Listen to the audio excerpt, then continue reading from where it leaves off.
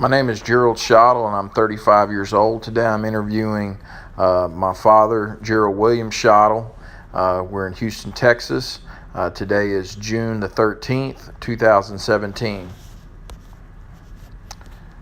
What did Peepaw, my grandfather, teach you about being a dad?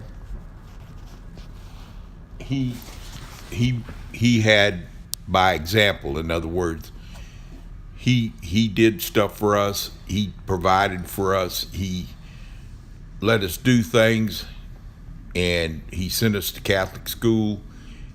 He did everything. He sacrificed a lot because he was in the military, and he didn't have a lot. They didn't. My mom and dad didn't have a lot. And one of the reasons I didn't get married until I was 33 because when I was in high school, we had to write a paper about how your family budgets their money and what they do. And I told my dad when we did this, I said, there ain't no way you can make it on the money you're making. And he said, yeah, you do. You just have to know what you're doing. And he did. And that's what we've always done, except I have to defer to my wife, Bridget. She's a family banker. What was your proudest moment as a dad? When the last son got there, all three of the sons have master's degrees. So when When Jerry, Armand, and Jamie, we all got got graduated. masters. I mean, I was proud. Every time one of them was born, you say, man, this is the proudest moment and everything. But no, when they get up older and they all have master's degrees, it's you feel, man, this is something. And they worked hard. Jerry, he worked hard. Jamie worked hard. Armand, but he had fun and he enjoyed his 4 years and he enjoyed it. So all three of them have experiences. They're their own people. They're not, well, they got to do this, you got to do this, and you got to do this. Everybody can do what they want to do. Why were you so serious when we were young? Because I knew what could happen. I'd seen it. Like I always told my students, I'm trying to give you the benefit of the mistakes that I've made, and I don't want you to make the same mistakes that I made. So Bridget and I tried to make it where they had a good experience, but they didn't have mistakes that could cost them later on down the road. Yeah, but I guess what I'm getting at, Dad, is when we were younger, probably I didn't really hear you laughing until we were in high school. So when we were younger, you didn't really laugh that much. Well, Jerry, number one, both your mom and I were teachers. Number two, we saw every day what could happen. So your kids are growing up and your kids are in grade school, but you're seeing what can happen when they're in high school. And you go, man, this is crazy. This is crazy. And so you're trying to prevent all the stuff that you see from happening to your family. And it's just unbelievable. So we have fun now because we paid the price when they were young. We're getting the benefit of what we did. I guess that's what I want to say. What made you choose to let us ride the bus when we got to ride the bus in elementary? What made you say, well, this is what I think is good for the boys and everything? Well, the deal was, it was a matter of necessity. We only had one car. Mom had to use that to go to her job because she was a vocational coordinator and had to go out and make job visits. But the real reason I wanted to do it is to let y'all see when poor people, what they have to put up with. We had to ride 14 miles from Acres Home over to Nimitz when there was a school 3 miles away because of segregation. And they stopped for desegregation. They divided the district in 4s, and I picked up the kids in Acres Home and took them to Nimitz. And I wanted my children to see what people really have to put up with. I didn't want them to be in this Pollyanna. We lived out in the country, so they never saw anything. They just run up and down the bayou and had a good time and everything. And if you would have done that and just took them to school and back and forth, they wouldn't have saw the real world. They wouldn't have saw how things really are.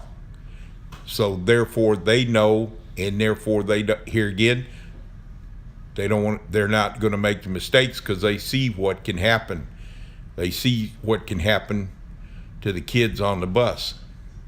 Were there any times you doubted yourself as a parent? No, never did, because Mom and I, we talked over everything, and we had a plan. We stuck to the plan, and so no, we didn't. And I never doubted it. I knew I made it because of the way my dad raised us, and I knew y'all were going to make it because of the way we raised you. I didn't have any doubt. We knew we were going to take care of it, and it was going to be fine. What was your biggest fear for us growing up? Be truthful is getting in an accident or illness. Because of my brother, see, I couldn't deal with, I still to this day can't deal with fever. If somebody gets a high fever and I'm watching the kids and they get a high fever, I want to take them to the doctor. I want to take them to the emergency room. Because my brother, he got polio, and he started off with a high fever, and he had to run a high fever for like three weeks. And I'm talking about high fever. He's lucky he wasn't, mentally impaired after that, but he wasn't. He had a good mind. But that was my fear.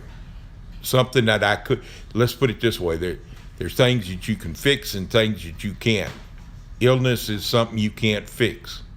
All the other stuff you can do, you can make sure they don't go out and get in trouble. You know who their friends are, you know what's going on. You can control things, especially we lived way out in the country, and we can control who their friends were and who come over, who they went over.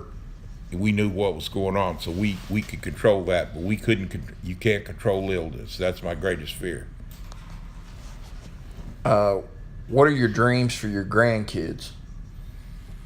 I hope that their parents, everybody, we used to tell the kids, we're sorry, y'all don't come with a manual.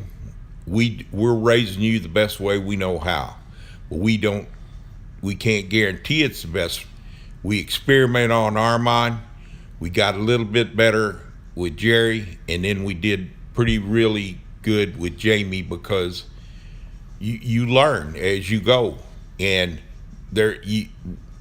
like I said, there's no manual. Well, you do this and this is going to be the outcome. You're going to do this is going to out. I knew I wanted to raise my kids the way my dad and them raised us, and that way, because it turned out successful. My brother and I, and even my brother that had the polio, he had a good mind. He only had 2 fingers, but he got a professional soccer team to Houston.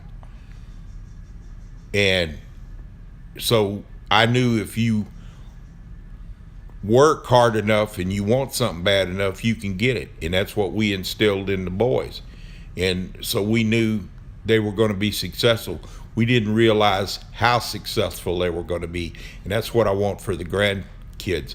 I want them to be successful, do what they want to do, but have real expectations.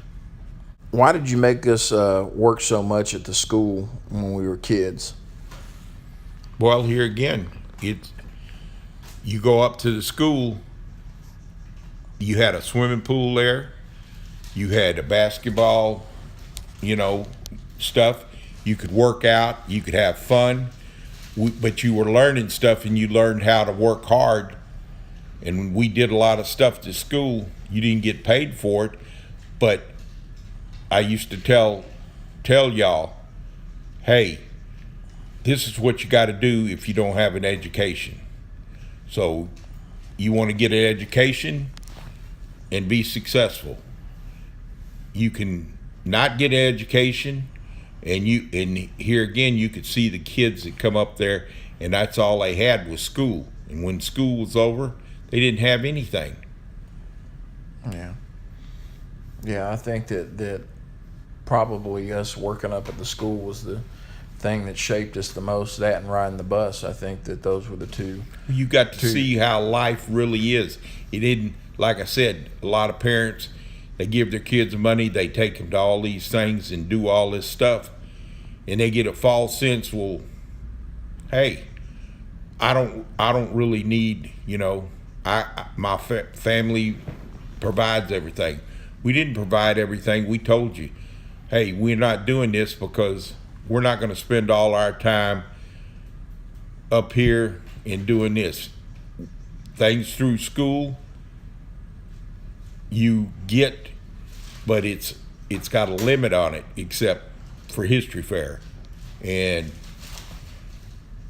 that was a good deal too. Yeah. History fair was it really helped our family, taking trips and got to see stuff. Got to travel and see the world and that. My next question is why do you feel the need to serve? Because my dad helped people. Here again, it's all about family and about your traditions and your stuff. My dad helped people. He was a deputy sheriff, but he helped, I'm going to say this, he helped criminals. He tried to help them. And in the service, he tried to help people. We've always, in our family, and here again, the whole Schottel family was about, they believed in serving in the military, serving your country, doing stuff. And then here again, we believe in giving back to the community because the community has given us so much. We and that's what I hope for the girls and our grandsons, that they give back to the community. That's what the church says to do. You can follow the commandments, you can do stuff, but you got to give back. You have to do what's right, and you got to help people, and we've always helped people. Bridget and I, everybody always wanted to come over, and her students, which were having problems, they always wanted to come over and live at our house. Yeah. And here again, just like our cousin Kevin, he lived with us and went to school. You give back, and you get way more back than you give. So yeah, I think that's true. I think that's probably the best trait or quality that you taught us, about serving, not only, like you said, the community, but helping your family and helping people, because you're right, you get it paid back tenfold when you do that. So I love you, Dad. Happy Father's Day. Happy Father's Day, Jerry.